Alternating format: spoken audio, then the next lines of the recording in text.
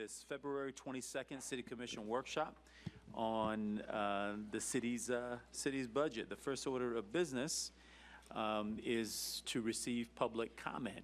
Treasurer Clerk, have you received any speaker requests? I have. We have 9 or 10 speakers, Mayor, all of them on the CHSP process, so I'll call them in the order I've got them. Perfect. We've got 30 minutes allotted, and so we'll proceed. Okay. First is Ellen Pikalkevich, and as she well knows and others may, speak from the microphone that she's approaching now. Each of you will have 3 minutes for your remarks, and I'll just kind of give you the high sign when we get close to 3. Great. Ellen, before you start, I just want you to know I saw him practicing your name in the elevator. He doesn't need practice. He He's doing got well. it. He's got it. Driving around town, I see. She attends regularly. I do get a lot of practice on I this could one. send you a recording. Well, my name is Ellen Piakalkevich, United Partners for Human Services, 2777 Timber Place. And thank you all for your long-standing support of CHSP. It's been a pleasure working with you on trying to grow the investment for human services in our community. We really see the success in the Promise Zone having an impact. We are going through a formal evaluation process, and so we're hoping to see the results of that from the evaluators.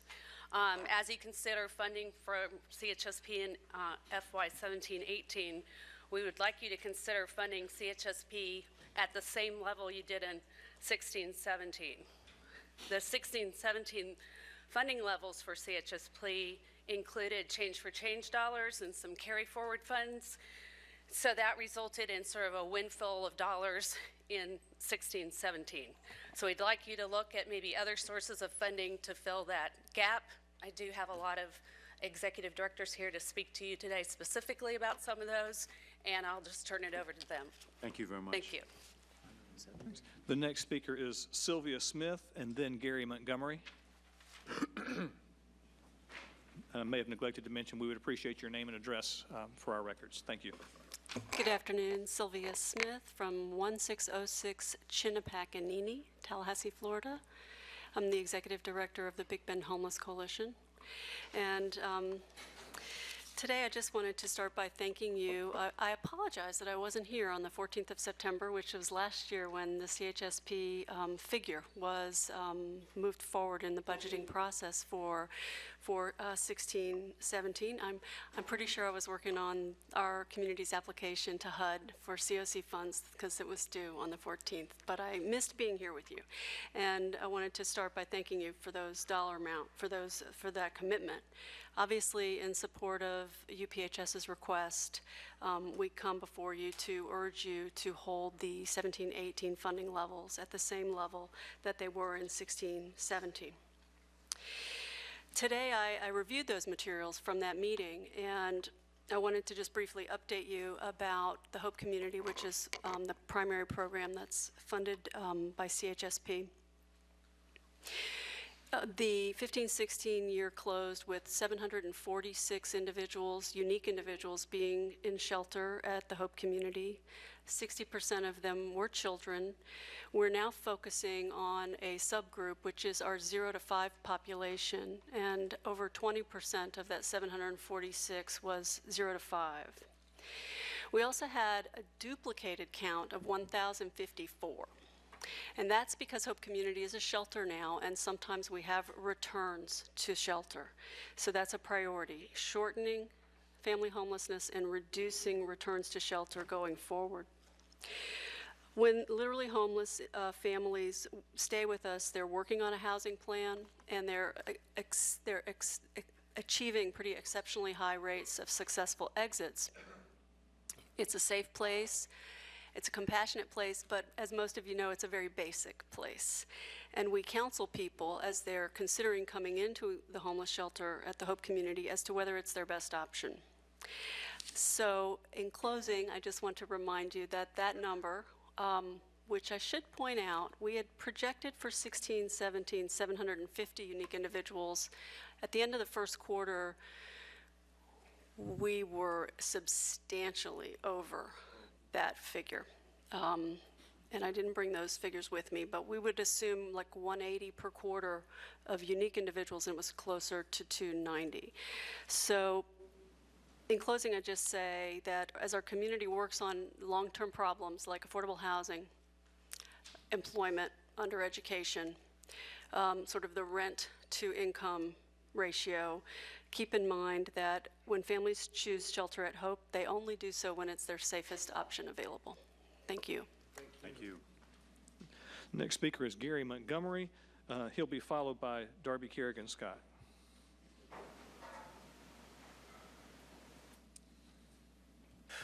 Greetings, Mr. Mayor, commissioners, and staff.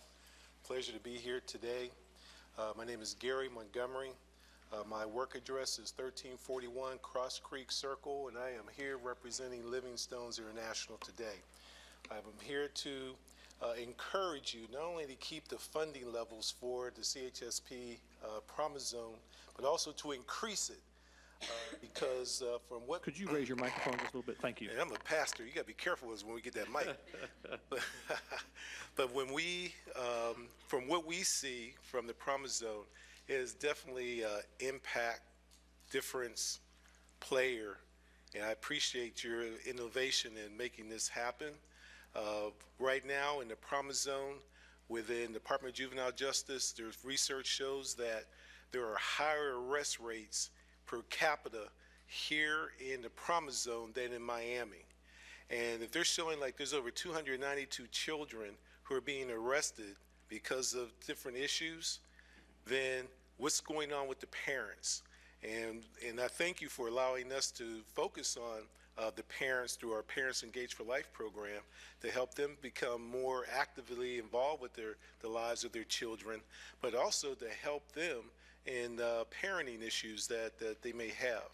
So I just wanted to thank you for being here today, because the Promise Zone does make a difference. Now, one of the things that we're all seeing, and anytime you want to see yourself through, you might want to stretch that Promise Zone area a little bit further than the boundaries that have been outlined, because we're starting to attract parents who are right across the street who would like to be a part of our Parents Engaged for Life program.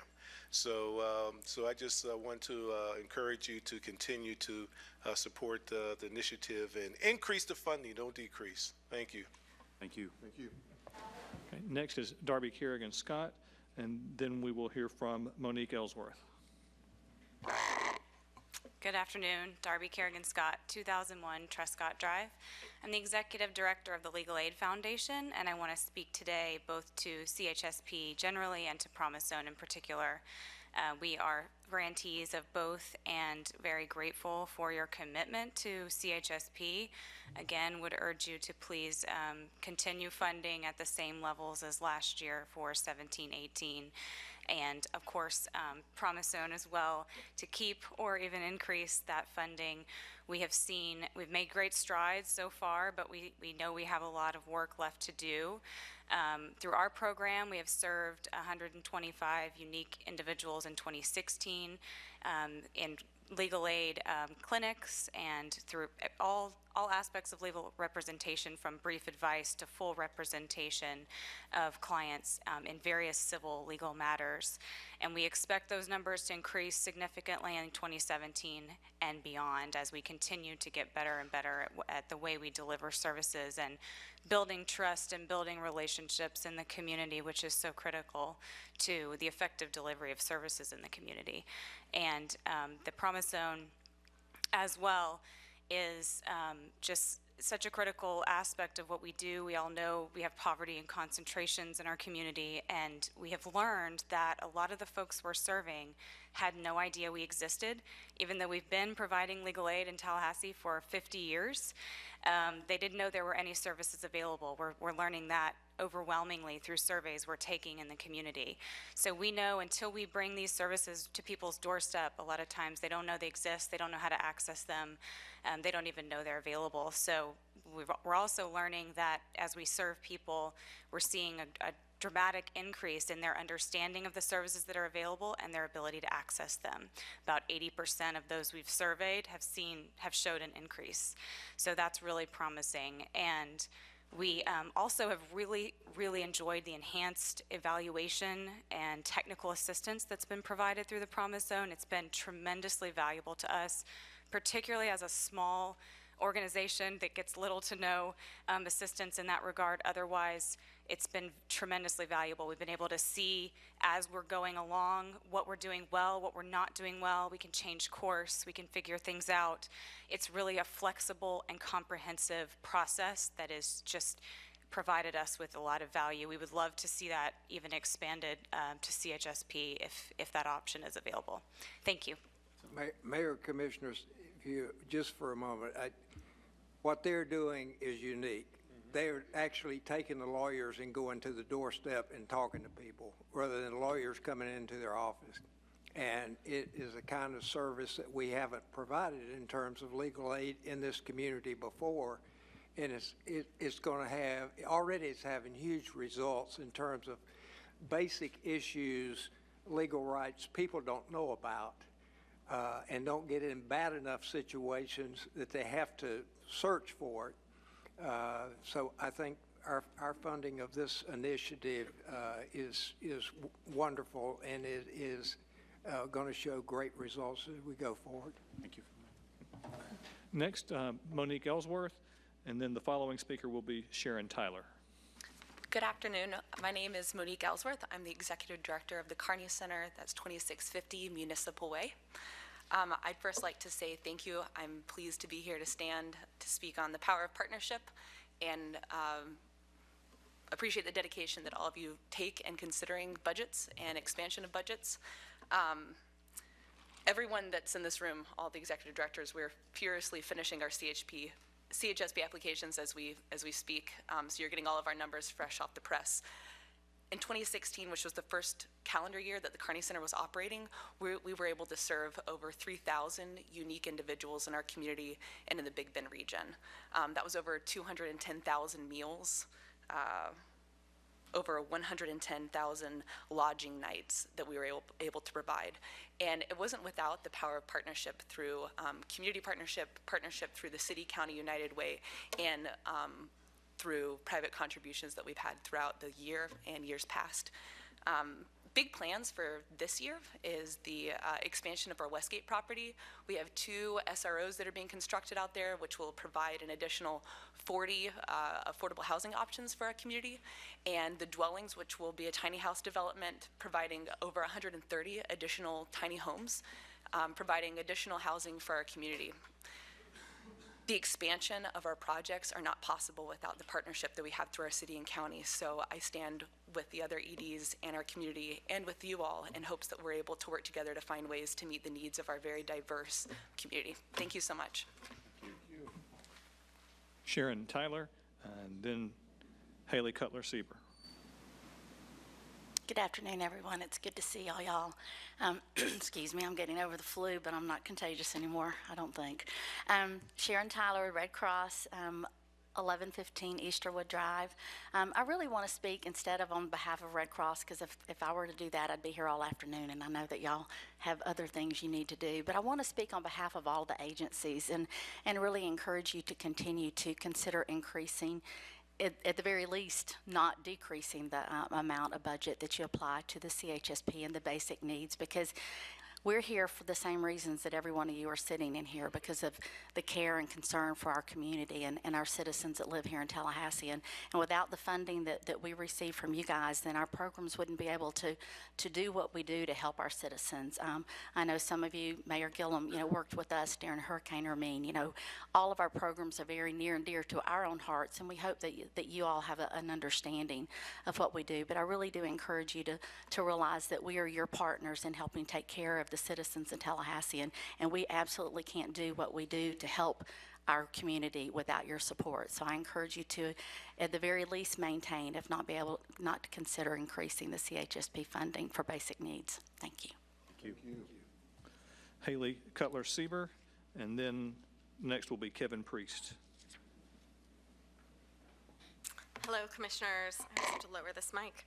I'm here to speak on the item along with my fellow executive directors in regards to the budget consideration for the CHSP and Promise Zone line items in the city budget. I was supposed to say my name and organization address. Haley Cutler-Sieber, the Oasis Center for Women and Girls, and my address is 2804 Starmount Lane. Sorry about that. We are We receive CHSP funding under multiple panels, and we are also Promise Zone recipients. CHSP funds and Promise Zone funds allow us to provide critical life-changing services to women and girls in our community, including services like empowerment programs for single mothers. We know that we have a real problem in our community in relationship to the poverty rates that single mothers experience, and of course that affects way too many children in our community. Our girls programs, which include several services that are designed to empower girls to achieve and reach their dreams, include a Girl Circle program, which is a national evidence-based curriculum designed to build self-esteem and self-efficacy, healthy decision-making, and then also a homegrown Girls for Change program, which is a social justice leadership program that empowers girls to be problem solvers for our community, something that everyone in this room knows that we need. And we were thrilled to receive Promise Zone funding to bring those services directly into the Promise Zone. We're at multiple schools within the Promise Zone, including Rickards, Bond Elementary, Griffin Middle School, as well as several parks and recreation facilities. And I want to echo what Darby mentioned about the enhanced evaluation component that's part of the Promise Zone. As a smaller agency, that support has been really critical for us. I would say that we knew our program was working, but our ability to measure it effectively was limited by our capacity as a small agency who doesn't receive the kind of maybe parent organization support that larger organizations have, or federal funding, or other kinds of things that allow you to have a line item to provide enhanced evaluation. Those evaluators have helped us develop improved outcome measures. So it's not that what we're doing is better than the way we did it before, it's that we're measuring it better, so we know that we can speak assertively about the results we're seeing. In the Promise Zone, 88% of the girls that we served there in the last year improved on indicators of self-esteem, self-efficacy, and sense of belongingness, which are all really important protective factors during adolescence. And I also want to echo what was said about a hope, if it's possible, for that enhanced evaluation technical assistance to possibly be able to be provided within the other aspects of CHSP, because our single moms program, for example, would benefit really greatly from that support. And so just again, thank you for your support of Human Services. We know that these are problems in our community that you care about solving, and we're proud to work in partnership with you to address these issues, and hope that you will be able to maintain the CHSP and Promise Zone funding levels in the coming year. Thank you. Kevin Priest, and then Rick Miner. And Mayor, unless I get another speaker for him, Mr. Miner will be our last speaker. Thank you. Good afternoon, Commissioners. Kevin Priest, 2320 Armistead Road. I'm here to talk to you about Capital City Youth Services and our involvement with the CHSP process, and as a partner of UPHS as well. And on top of that, to talk about the Promise Zone. The first thing I wanted to do is be able to articulate what we're looking at as a loss in our funding this year, cut of $168,000 to a particular category within CHSP that we're going to be looking to have you guys look to refund and make us whole again. That's the biggest important factor I want to leave you with. We have the Change for Change funds last year, which actually funded much of a category of CHSP at $268,000. All right, we are looking this year at only $100,000 left of that over. So you're looking at a $168,000 loss at that point, and that's pretty much what we're asking for this today. In addition to that, I'd like to speak to you about the Promise Zone, and ultimately what we're looking at there is that what is interesting for, I think, speak for a lot of our organizations, is we didn't really understand the need. We thought we did, until we actually got out there and started to see the actual, all the pain and effort, or all the things that people are having to go through just to get looked at. Our Promise Zone funded our program itself, our street outreach particularly, we're seeing that we're reaching out to kids now we never even knew existed. And quite frankly, that's by our relationships we're creating to be in those areas.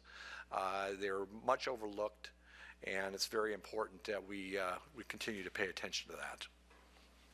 Thank you. Thank you. Thank you very much. Mr. Mayor? Yes, sir. What happened to, what, the Change for Change funding, I'm lost. Historically, we had been budgeting about $68,000 to $70,000 from Change for Change. When we were doing the budget last year, we realized that that account had over $200,000. So we were able to move a total of $268,000 from Change to Change, swept that Okay. account, and supplemented the amount that was provided for these programs. Okay.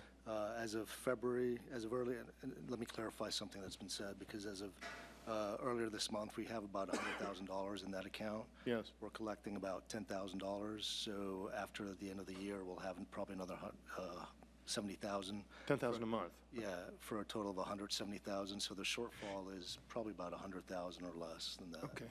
Commissioners and Mr. Mayor, if I could suggest, and it's been a couple of years, right? I think it was 3 or 4 years ago, at the Chamber of Commerce retreat on the Friday night, I think I talked to every single person there, and almost everyone asked just to give $5 a month did.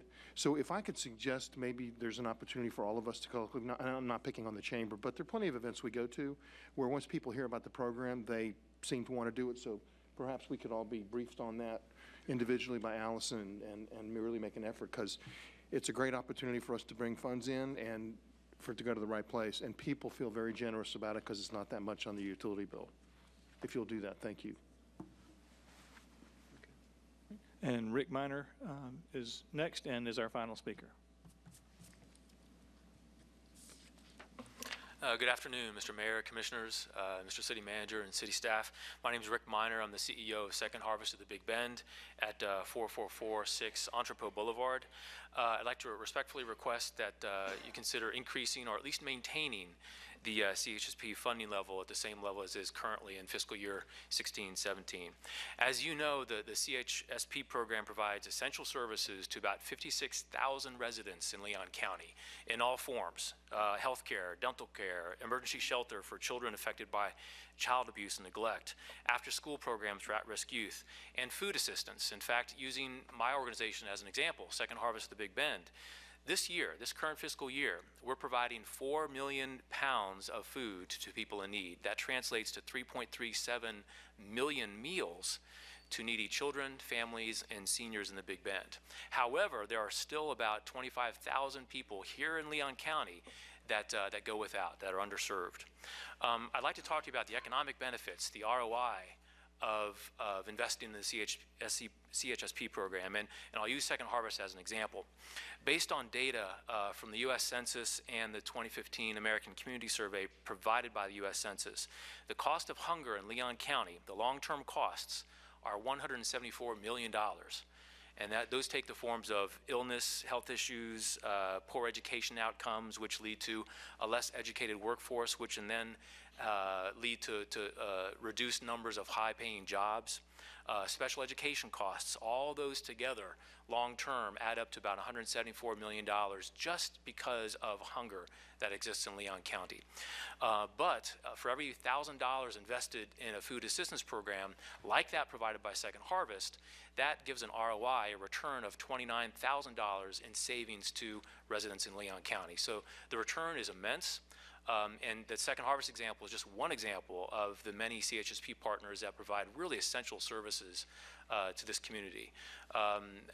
Really would hope to urge you to consider funding, maintaining the current level or increasing it somewhat, because the long-term benefits of doing so are very significant. Thank you very much. Thank you. Thank you. Thank you very much. That was the last speaker. I want to, while we have this awesome assemblage of executive directors and human services staff, just a huge thank you to y'all. These are by no means easy times to be in this work. Seems the needs are ever growing and expanding, and there never seem to be enough resources. But I appreciate the efficacy you all bring to this work and the great heart and passion, and particularly on the Promozone piece.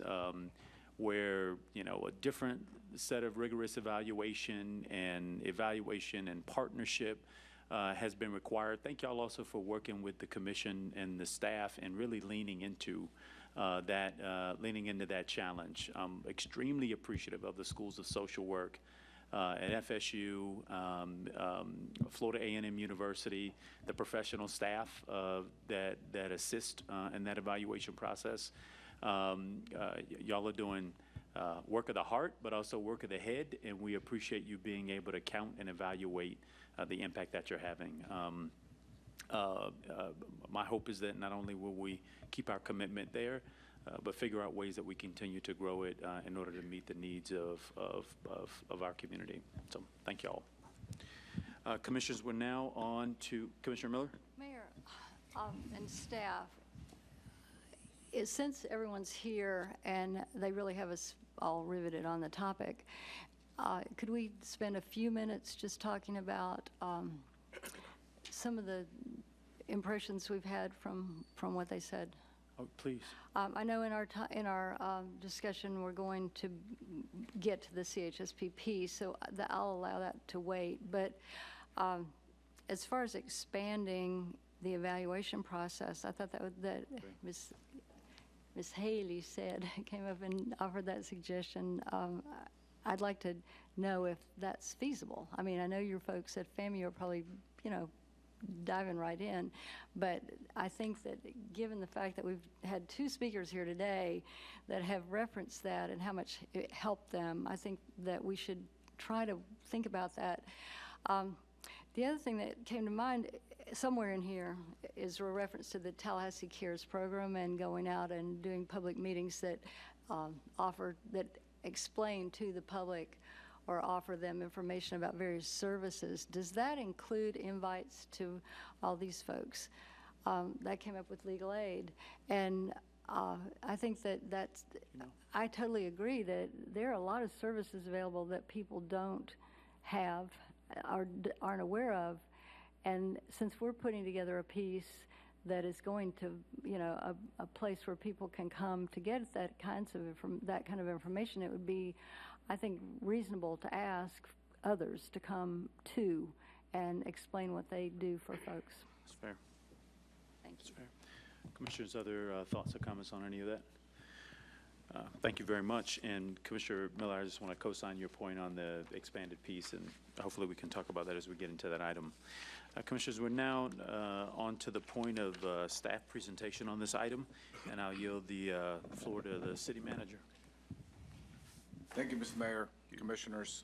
Today's workshop will provide the results of the first quarter of the current budget, which is FY17. As you know, we began this process last year. You're urgent to be more transparent and more nimble. I think the actions that we're asking you to take today reflect both transparency and the ability to be nimble. I think in addition to receiving the report of the first quarter results, we're also asking you for 7 action items, which reflects our aim to match expenses with the cash and in our budgeting as well as our accounting. So moving items as the cash flow to reflect the cash flow. It also reflects the leveraging that we can do with FDOT and other agencies. I would like to address 2 particular issues real quick before I turn it over to Robert. There's been recent discussion about expenditures in Star Metro. I'm very comfortable with what we're doing there. The overall expenses are well in line with our expectations. It's some operational decisions to match the need with the ability of and the availability of the labor force. In addition, there's been some discussion about the electric revenues during the winter. We're fine with it. Not much we can do about it. It's weather driven for the most part, and we actually, the actions that this commission has taken over the years puts us in a wonderful place to deal with that. As you know, with utilities, we always think in 5-year, 10-year terms and not quarters, but it is important to adjust to quarter results so that overall in the long term, we're able to meet the needs of the community without having rate shock or rate volatility. I think everything that you've asked us to do over the years is to maintain the lack of volatility. And to that end, that's the way we're operating, and these small blips do not do not scare us or worry us at all. Adjustments will be made by the operating staff as they're done every year, and by the end of the year, I think it'll be a non-event. So with that, I'll turn it over to Robert for his presentation. Is that your way of betting on a hot summer? Yes, sir. Okay. Yes, sir. El Nino is coming, I heard. So it doesn't bring another storm. Exactly. Yeah. No more storms. Thank you, City Manager. Mayor, Commissioners, appointed officials, today we are in a publicly advertised budget workshop to discuss the budget plan. The first quarter of 17 is complete. We've begun to identify the fiscal year 18 budget direction and goals, and with this feedback loop, we feel like we're well positioned. Consideration of where we are currently, looking towards the future for what policy actions we need to implement as a result of your direction, and then a plan for the fiscal year 18 budget.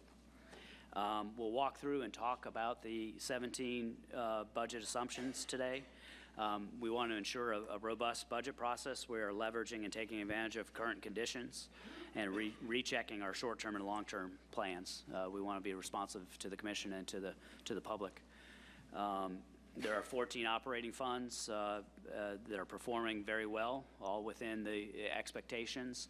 As Rick mentioned, there are a few that we are monitoring actively because of current conditions, Electric, Star Metro that he referenced. We're also in the process of doing water and wastewater rate studies so that the long-term planning can be done for ensuring solvency in those funds for the long term. And then we have some particular budget amendments to make to bring the budget up to date to a current state, to leverage new funding that's become available and or shift funding to the highest priority items that we need to take care of in 17. Again, this robust budget process will have an April 5th update on public infrastructure, budget workshops in May, June, and then final closeout acceptance of the budget and millage rates in September the 13th and the 27th.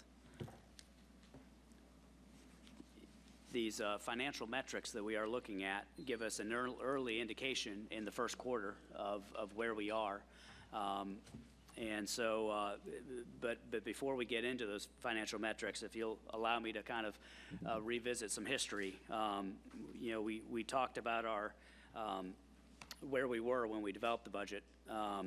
And in 2017, we acknowledged some of the decisive action that we've taken in the past that allowed us to position ourselves well for the economy, for the business environment, for the residential customer needs.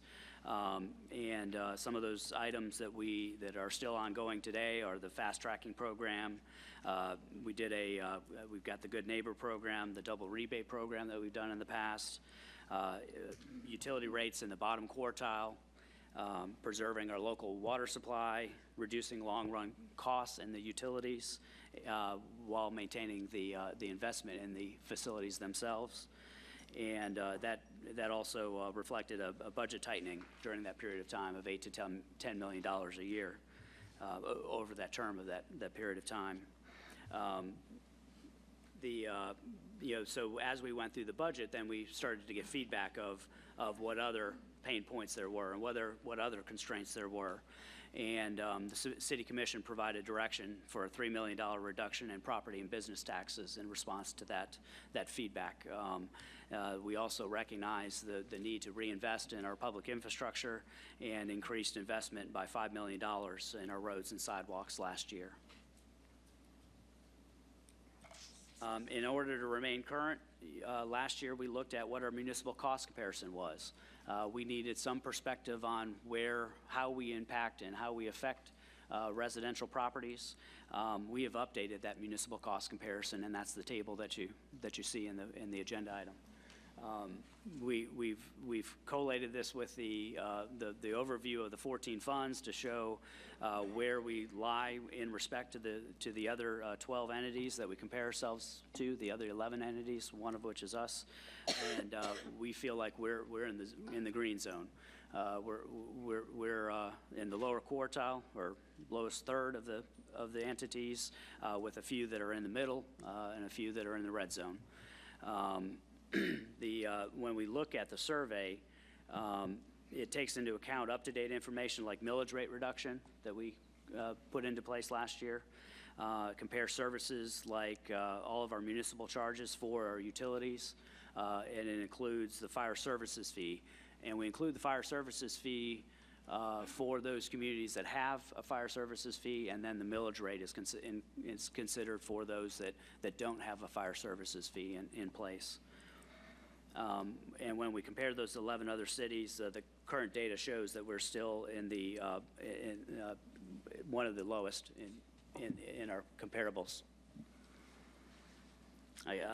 Part of what we do when we do this municipal cost survey to kind of shore it up is to compare it to the average home cost for a city. Then you also look at average utility costs and annual stormwater and fire fees, and that's normalized by the utilization of the medium home value, so that we really know what an impact is. As we went through this process last year, and as we've developed the current municipal cost comparison for this year, this chart should be familiar to you. It's the data that resides behind that, and I'll be glad to answer any questions about the chart itself or the numbers and how they've changed. One challenge that's been presented by the municipal cost comparison was its focus on residential impacts, and we recognize that part of our community is the business community, and what we've committed ourselves to is having a comparison for businesses and how our policies impact those businesses. The real challenge is they're not homogeneous. We can look at a millage rate and know how it applies to a residential homeowner based on the value of their house. We can't necessarily do the same thing with a business because there's such a variety of ways that the businesses participate in our economy. So we know right from experience within our utility where our impacts are on our business community, and we've given you a couple subsets of what we are working towards developing. We've identified solid waste rates and where we are with comparables for how solid waste services are provided. And again, we're second to lowest among those comparable entities. We've provided FMEA data. That's the most up-to-date comparison of where our electric rates are for small businesses. We are the lowest in the state. What we endeavor for is finding a broader scope to understand all policy impacts on a local business, and we'll work on that coming into the next quarter. One consideration is balance. Everything we've talked about is how do we look at 17, how do we look forward to the next budget year, and how do we take into account all the feedback that we've received from the community, whether residential or business.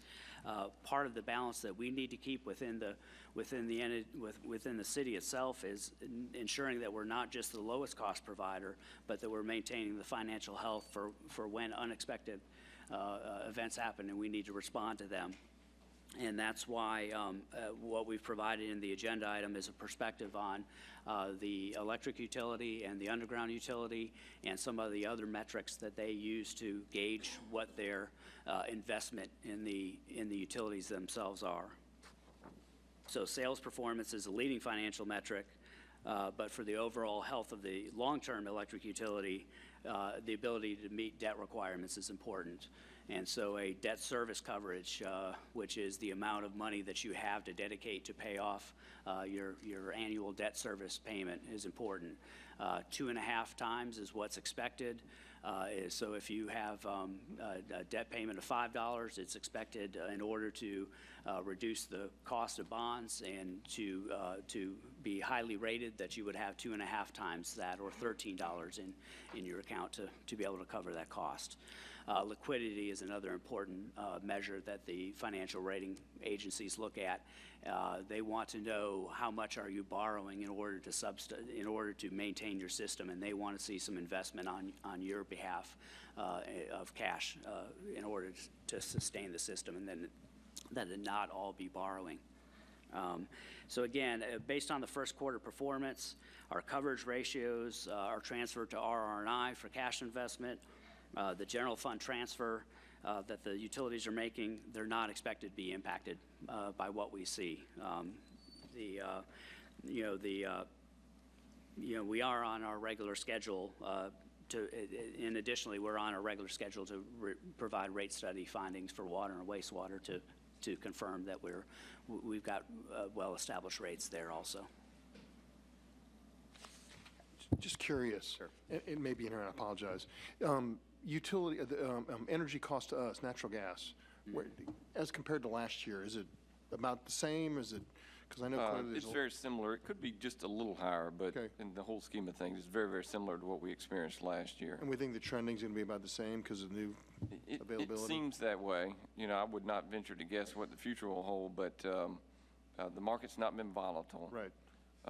The long-term trend actually is very strong for us. Normally, you'll see a growth in future costs, just expecting normal inflationary pressures. It's relatively flat. So far, so good. Okay, thank you. So we kind of know where we've been, what our plans are for the long term. We're focused on those items that are in yellow. We have ways to address those. We have no funds that are in the red that have to take. There's any drastic action that needed to be taken to balance the funds. Just to give you a kind of a flavor of where we are with some of those items that we've highlighted in yellow. As you well know, and Rick referenced, we ended the first quarter with retail sales below expectations, but below what our plans were from the annual 10-year site plan. There are actions that can be taken by monitoring and then just remaining aware of what the month-to-month sales are, looking towards the long term. Tallahassee also in January experienced another strong storm. That was an expense of about $800,000 that is not reimbursable by FEMA. And so that in that case, the electric utility does need to respond to covering those costs, and that's why we have a reserve fund. There is no expectation that we would go out and adjust rates on a short-term basis to recover that cost, but instead use reserves so that there's a longer-term acknowledgement that when those emergencies happen, we have a way to respond and it not be through rates. Out of curiosity, do the private sectors also maintain those reserves or not? They do maintain reserves. I'll let Reese, but typically there are conditions where they will then go out and ask for rate adjustments or I just saw FP&L went out for to recover something like $300 million or something like that in storm-related. Just curious whether or not all the way through we're all insured or at least keep a reserve to deal with those. Yes, sir. It's standard practice to have reserves. The level of reserves is utility by utility, regulatory environment by regulatory environment. You have given us great leadership to make sure we have adequate reserves so we don't have to go ask for that recovery.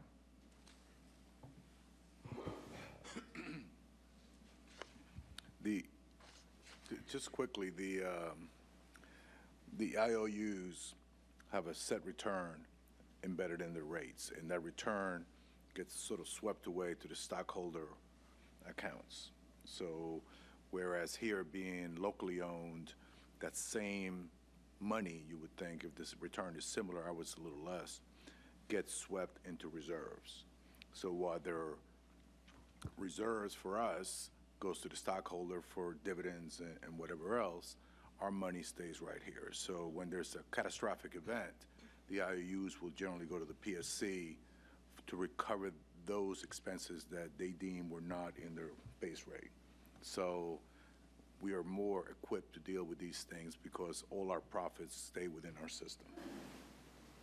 And Mr. Mayor, I've only been here 2 years, so I can't take credit for it, but you guys are certainly to be commended for your foresight in this regard. I mean, who could have ever imagined that, within the span of just a few months, we'd be hit with two major weather events like that would have the impact on our electric utility that it did, and yet we appear to not skip a beat because you've planned for it. As Rick mentioned, we've looked out over the horizon 5-10 years and anticipated something like this at some point.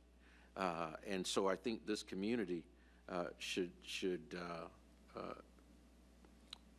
certainly be glad that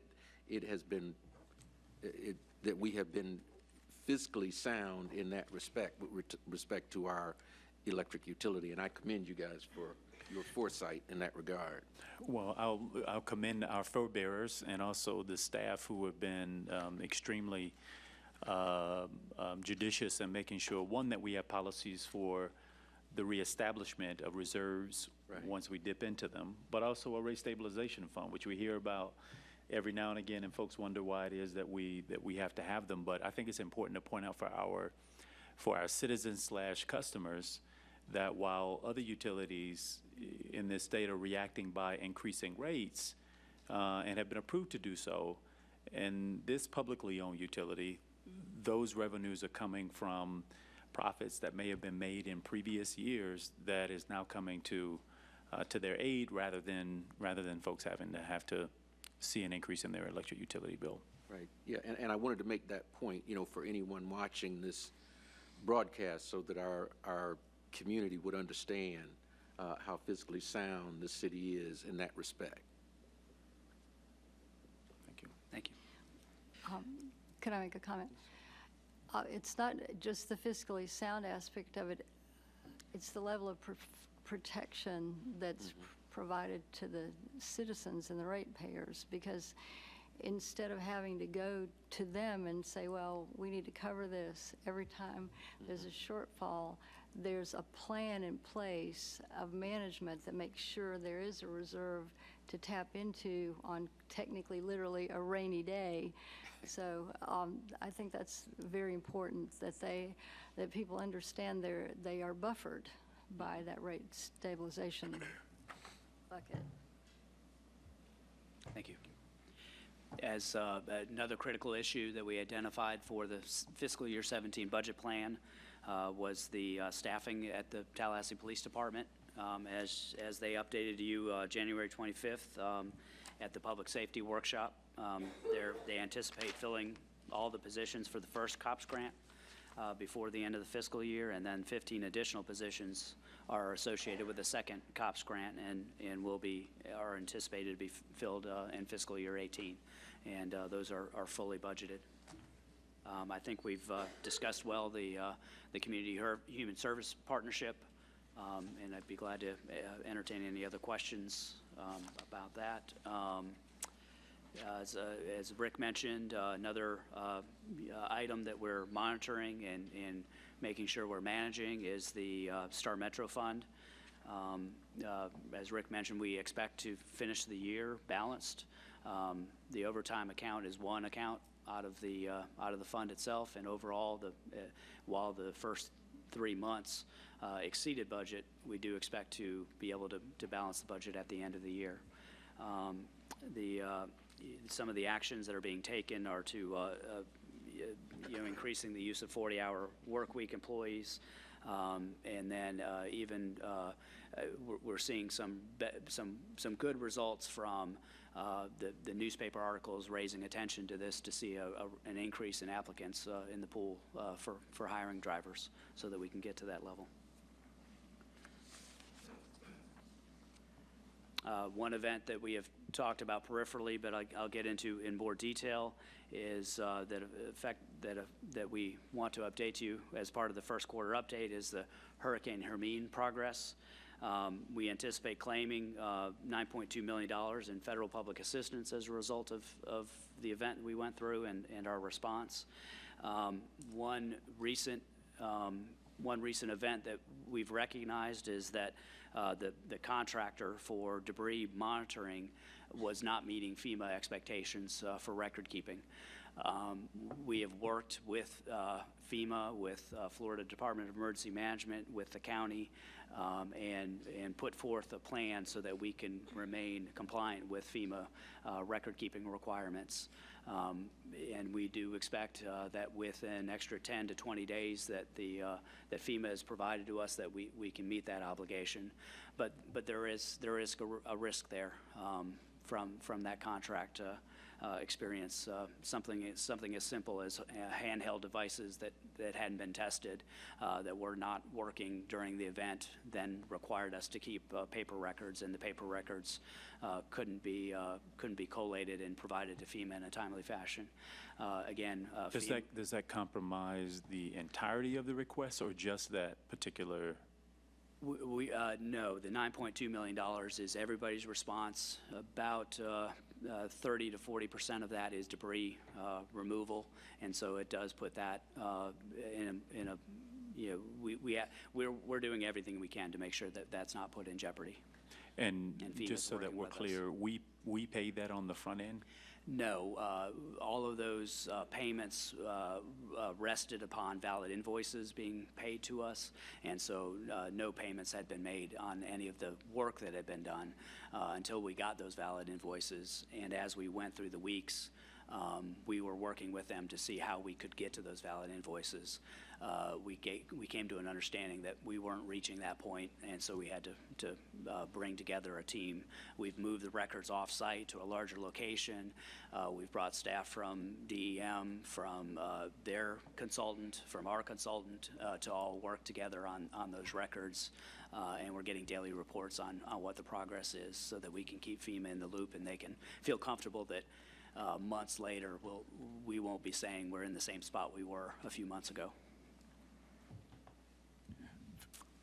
From what I understand, FEMA has been very cooperative, but at some point they will lose their patience. And the contractor, I don't believe is our contractor. I believe is a Leon County contractor that was hired a long time ago to maintain the records. Basically, go along with the truck and determine how many tons were there and so forth and so on. And at the end of the day, the records were not sufficient, and they're trying to recreate them. Our consultant, Wheeler has been very helpful in trying to represent us and making sure that, in the event that things go not the way they should, that we have a solid legal position to seek recourse against whoever at that point. Thanks, Rick. Could I ask a question? Sure. All right, when we are reimbursed here, how does this money cycle through the budget? I mean, and the other thing I want to get clear on is, I'm understanding you to say that we have not paid the debris consultant or Correct. the person that was out there The debris until we management, get these the valid monitor. invoices from them. Okay, but after the fact, we have paid a lot of other things, I'm sure. Yes. And do you just reimburse the departments involved that put out the money, or how do you? Yes, each of the funds maintains a project for Hurricane Hermine expenses. They have project activities that divide up what they're doing. Those records then are the ones that are provided to FEMA for reimbursement, and when those monies are received from FEMA and from the state, they'll be proportionally returned to the So they don't just write a $9 utilities. million check to the city and then you disperse it, they write it back per invoice essentially to the departments? No, they will write one check, let's say for $9 million. More sense.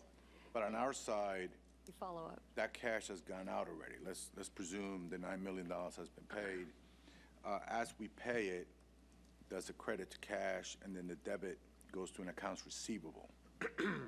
So when that money comes back, all it does, the cash comes back into the bank account, but the entry is to an accounts receivable account, so it doesn't affect your ability to Budget budget at that all. money. Okay. Because that money has already been spent. So it basically comes back and zeroes it out and gets it done. And it's very rare that you're going to get enough money to zero it out. You're always going to end up eating some of it. So, I mean, that's just the nature of insurance, even at this level.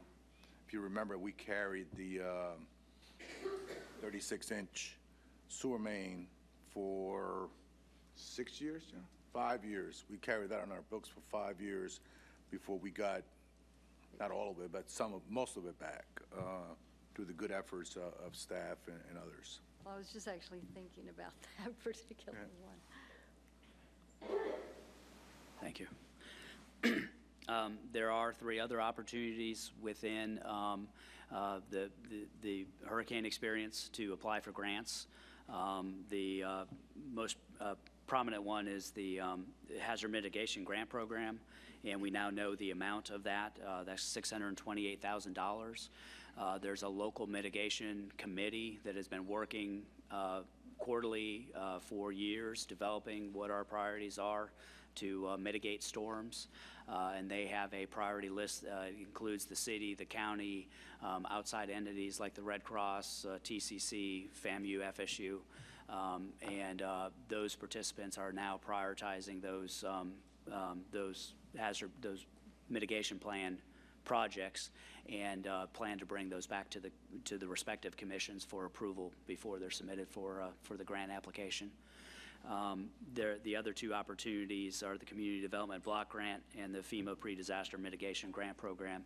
And again, in those cases, we'll work in concert with our contractor. They'll be complementary to what we submit under the Hazard Mitigation Grant.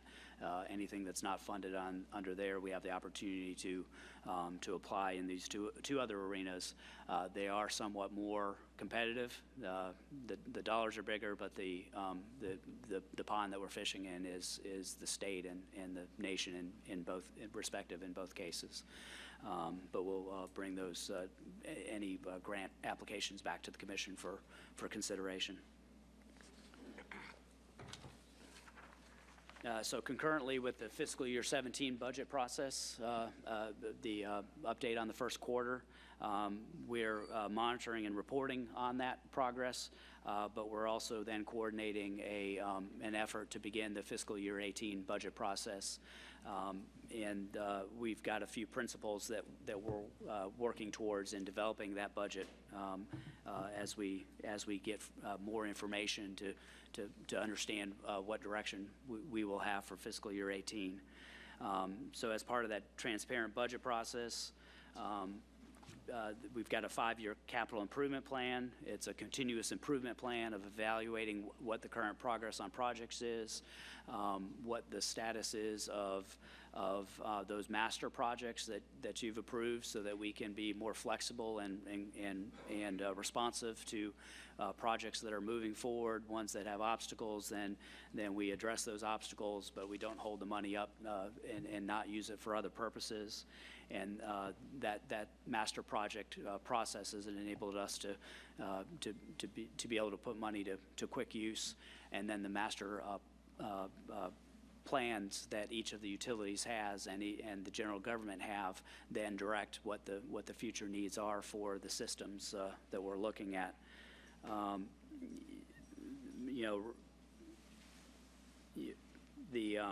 And so when we're moving forward, we're looking at these principles. We're looking at a multi-stage process with several public meetings, public surveys, a specific focus on funding public infrastructure needs and priorities as they've been currently established. City Commission approved master plans and master project concepts for capital projects, so we can address the highest priority projects.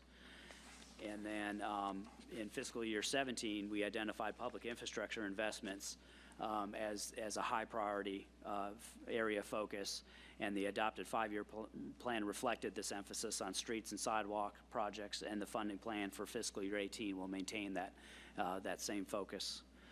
Roadway maintenance, pedestrian and street safety, community revitalization, leveraging dollars from other sources, modernization of technology, and then placemaking improvements will also be high priority items that we address in the budget. To give you some perspective on where we are with the fiscal year 17 capital improvement plan, we've provided some details on certain projects that were of special interest. We've got a contract consulting firm to assess the conditions of our roadways and sidewalks, to bring forward that master plan so that we can strategically address those repair needs, those maintenance needs, and we expect to have an update on that progress and what those plans are in April with the public infrastructure update.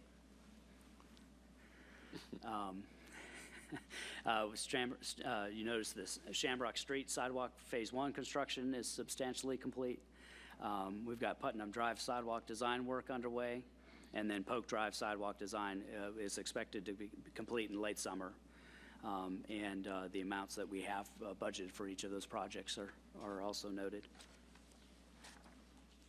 McClay Commerce Drive and McClay Boulevard, planning and design activities are underway, with construction of the stormwater improvements and electric improvements to be addressed in the next year and a half. Richview Road is a multi-year project that's in design phase and anticipated for construction in early 2018. I'm sorry, it's in design completion, with that expected to be done by early 2018. And then Clarence Center Boulevard is a multi-year project also that's underway and has good progress moving forward. One area where we are able to leverage some outside dollars and opportunity that came up was the Glenview. Sorry, did you say leverage? Yes, Okay, I did. good. I just wanted, I didn't know if I was going to get through the day without hearing the word leverage at least 20 times, so. It's the new transparency.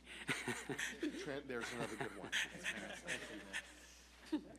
FDOT has some available funding, and with your approval of the resolution that we've provided, we can use those funds that are available to offset the costs that we front and get reimbursed by FDOT for doing this build. And even better news is that it accelerates the schedule for doing this by 3 years. 3 years? Yes. Yeah. Okay, I got a year when I did the math.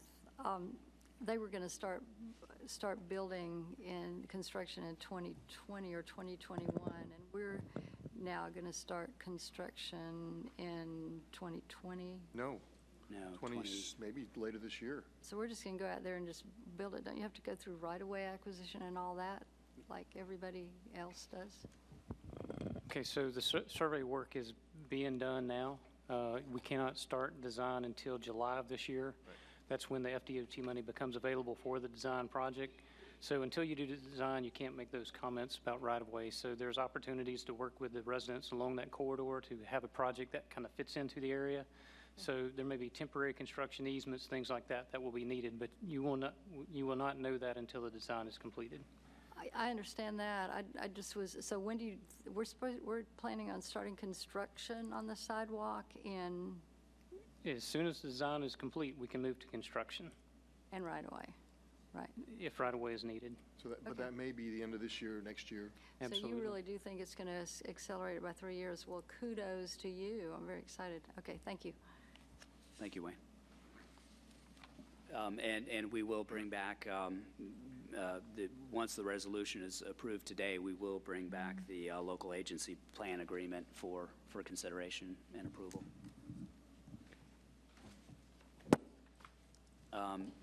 Another critical issue from a capital perspective is we've made a priority of investing in the South Monroe corridor and in community-oriented policing. And we are working hard to make sure that we're taking advantage of Florida Department of Transportation's Complete Streets program to support that Robert, approach. Before we leave the capital projects, the roads and sidewalks. Sure. One thing, Mr. Manager, I wanted to bring to your attention is I've had several residents in the area of South Meridian, the section south of Magnolia prior to Polk, and I've driven it myself. It's apparently been repaired over the years, and where they've filled in the potholes, it's bumpy, and there are some potholes along that section. Look at. So if we could take a look at that and see if maybe it can be resurfaced at some point. We'll do so.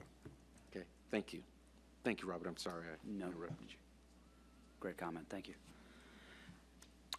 Technology and innovation projects are another big item in our 18 through 22 capital improvement plan. Our principle or approach for those projects are, to update core systems that are necessary to support the utility operations, take advantage of those that work, those that need to be modernized to be more responsive for customer use. Those are the ones that we're upgrading, and so it's a targeted effort, and the amounts that we're budgeting have been discussed and are within the means of the utilities themselves also. Could I have a question? Robert, I remember that part of the sales tax or the property tax increase was to $3 or $4 million was going to upgrade our systems, which were so out of date that they weren't being serviced anymore. Is that what this is? Is this that coming to fruition? That does include those systems, yes. All right, so those are well underway. Yes. Okay, good, thank you. As you well know, part of our commitment to transparency was to ensure that we were sharing information quickly with you, involving the public in discussion, and in that effort, we've placed our budget online. We've seen really good results. In fact, when the 5 months where we had OpenGov as the area for dialogue about the most critical issues in the budget, we had about 1,800 users in a 5-month period. Since we went online through telgov.com, we've seen a 20% increase in participation, and I think that's a victory, because we're not in the budget process necessarily. We're not in a hearing process. So this is December, January, and February we saw that participation level, and then we've seen a 25% increase in the pages that are being viewed online. So we've had a very good reaction with OpenGov and with the online budget that's available to folks. We are offering for anyone that, the access that we're providing is available through any smartphone and telephone and tablet, and so that's important.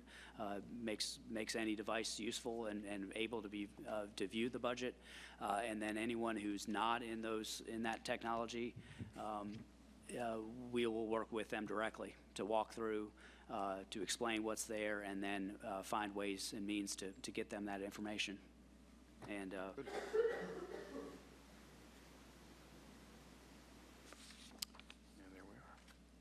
and as we mentioned earlier, there are some amendments that we are asking for you to do. We've got a robust process to update you on a quarterly budget. Robust is going to be the next word that we'll track how many times we're using it. Robust. We're establishing current policy action and working principles, and then we're providing transparency to the City Commission and the public. Those amendments that we're asking for your feedback on are listed on the next 2 slides. We're asking to accept the fiscal year 2017 first quarter budget update as prepared. Transfer $235,000 from Police Department Records Management project to a project for the newly proposed TPD facility studies. The Police Department is comfortable that both can be accomplished with this action. Approve a supplemental appropriation of $20,000 from the State Law Enforcement Trust Fund. Recognize $13,500 from anticipated lease extension in real estate. Unanticipated. I'm sorry, yes, unanticipated. Maybe it's time to pull out the glasses. And then on the next page, we want to affirm the projected 18 budget for the CHSP process of $1.8 million, and I think we'll take into consideration what change for change funds are available, and then what other considerations were raised at this meeting. Just for clarity, Robert, the change for change funding is not a part of this 1.8. No, it is not. Okay, it's in addition to this. So last year, the windfall was from 70,000 to 268. And that always has been in addition to the amount here. Yes. Commissioner, Mayor Pro Tem. I have two motions. The first one is to make a motion for a warm summer. Just, I think it'd be helpful. Second. And then the other one is to approve. I'm against that, if we could separate the two motions. Second. All right, all right, that was a joke. I'm expecting a new baby, I need a low bill, please. Well, I just wanted Cheap to, deal. no, I thought we can engage in a robust, transparent conversation where we could leverage something.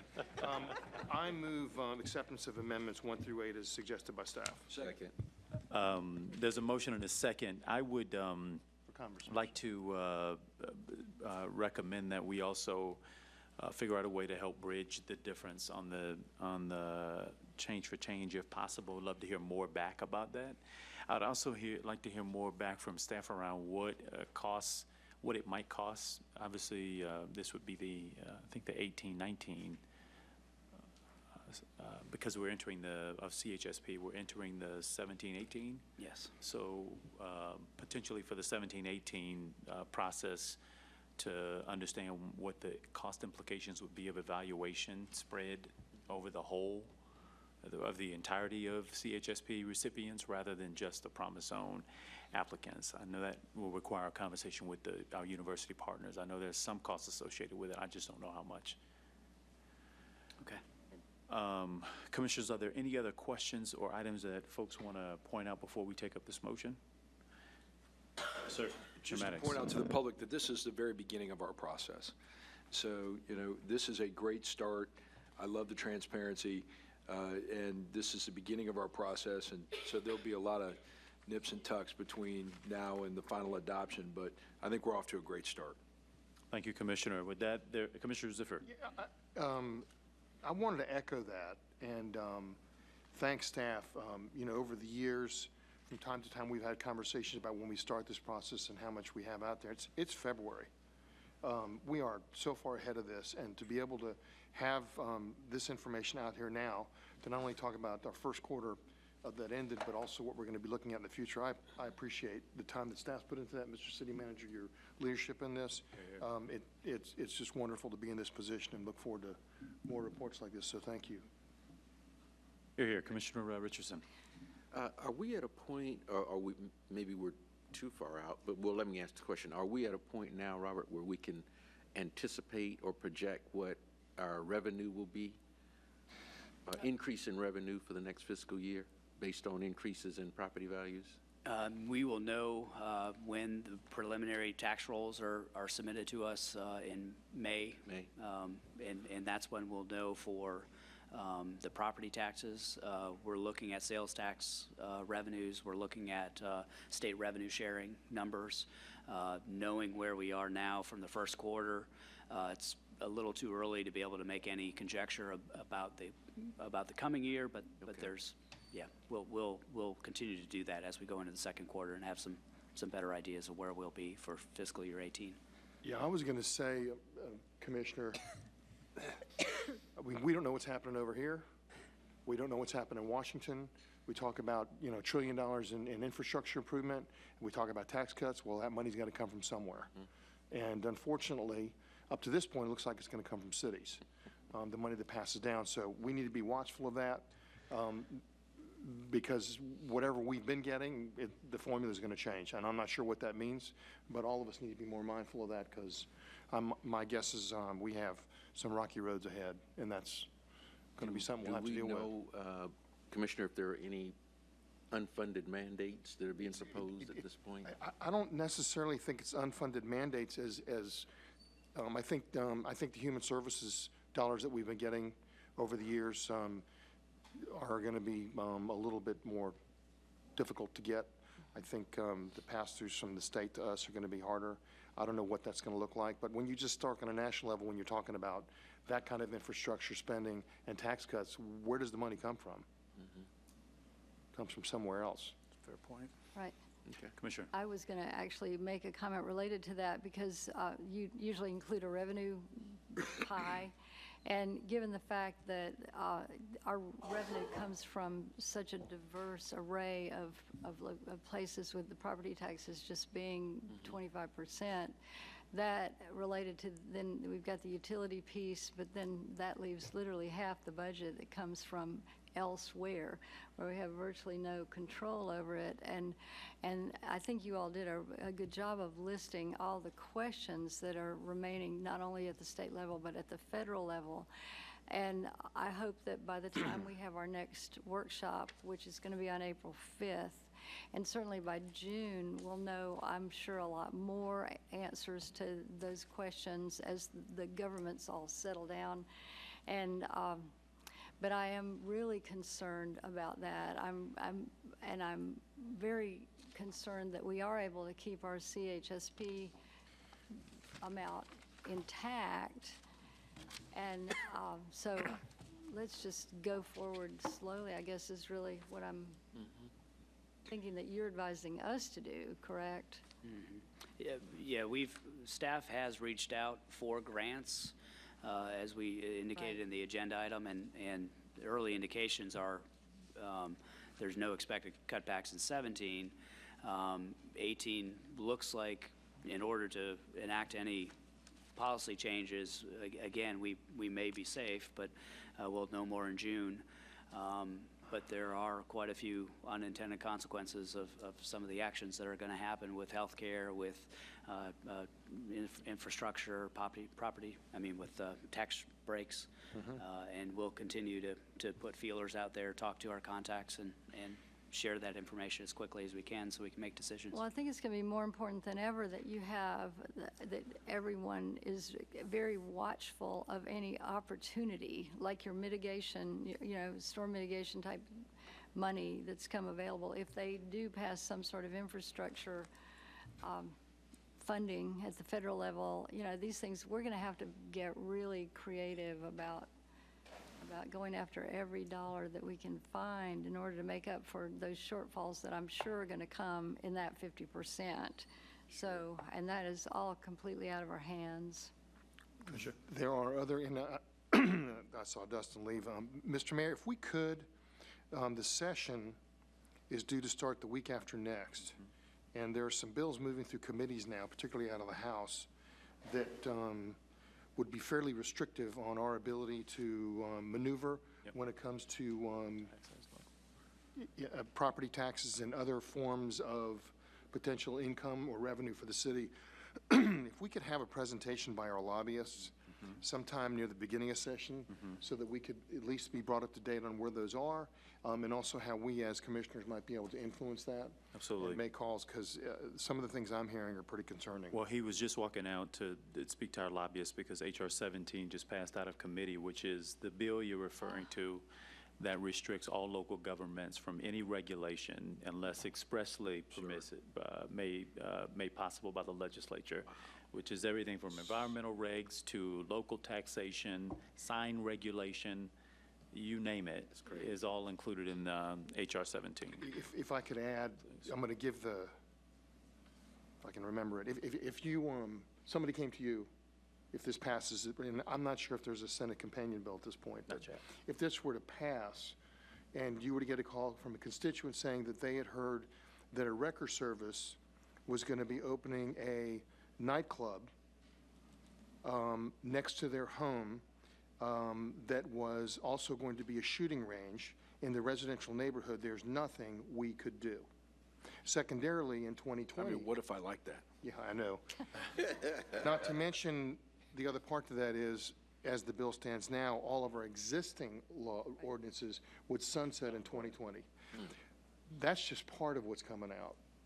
And those are things that are really quite frightening. Now, up to this point, there haven't been any Senate companion bills, but... You never know. Right. I was interested that one of the arguments seemed to be that we would be so delighted because we would be cashing our big checks and then we would have no work to do. But I think what the other side of that is that we would all instantly begin to hang out right across the street every day in every office. So our time may be freed up, not that we do only do pass ordinances, but whatever free time we have, we would definitely be spending over at the legislature and communicating with our citizens. So I don't think we'd be sitting around. Well, I'll just, Commissioner Ziffer is going to be extremely busy on this at the league, and I would just encourage that. And we helped to organize folks, and apparently there was large pushback by groups from all across the state in today's hearing. But, you know, I expect we'll see more of this, and the reason why you have to watch these things as closely as you can is because in the trade-off process of government, you just never know what goes in and what comes out. Right. And so I don't think any of us are being alarmist or overly cautious about these things when you see, you know, some of the conversation on what's happening there. The only other thing I would mention is we also got notice yesterday that the position we prevailed in at the First District Court of Appeals has now been appealed again, and the opposition is now requesting an en banc hearing with all judges to panel on that decision. So these are, you know, I'm really concerned about what's happening. I just think we have to be more active down at the legislature individually and also as a council because this stuff has very real, live impacts on our citizens. Commissioner? I hope that my friend Speaker Corcoran looks at this regulation issue. So in one breath, he came out saying that local governments should not have lobbyists. And I appreciate his position, and he said there's no need for local governments to have lobbyists before the legislature. And then in the next breath, we have a member of the House of Representatives seeking to usurp all local governments throughout the state of Florida. Yep. And the bill passes committee. The Speaker can change that quickly. And I hope that he does, and regardless of what happens in the Senate, you got to hope that that kind of bad legislation will not see the light of day. But I think it would be incumbent upon the House to make a strong statement that says we're going to stand with local government. If we're asking local governments to change the way they do things in regard to the Florida legislature, we're going to have the good faith effort to show them they're not under attack. I agree with you. Commissioners, I think we had a motion and a second that is on the table. All those in favor, let it be known by saying aye. Aye. Those opposed, no. Motion passes unanimously. Mr. Manager, anything else before we break? No, sir. All right. Commissioners, we stand in adjournment. Guess we're Till not gonna 30 minutes. Not going to vote on the hot summer, huh? Listen, so when you were looking at my bills, Got my one for January. you had a trip in there. Back one. You probably paid out better than the rest of us.